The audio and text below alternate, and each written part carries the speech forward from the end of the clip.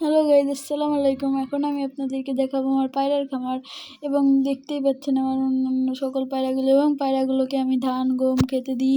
এবং পায়রাগুলোকে খেতে দিলেই পায়রা উড়ে আমার কাছে চলে আসে, এবং পায়রাগুলো আমাকে দেখলেই ভাবে যে আমি খাবার নিয়ে আসছি, আমার কাছে চলে আসে। এবং ওরা জানে যে আমি খাবার নিয়ে আসি, এর জন্য ওরা আমাকে দেখে আমার হাতেও খায়। ওরা আমার পোষমানা পায়রা, ওরা আমাকে দেখে ভয় পায় না, ওরা আমার হাতে সব জায়গায় খায়। এবং আমার একটি শখের ও পছন্দের পায়রা আছে, এবং পছন্দের পায়রাটি দেখতে চাইলে লাইক সাবস্ক্রাইব করে আমার পাশেই থাকুন।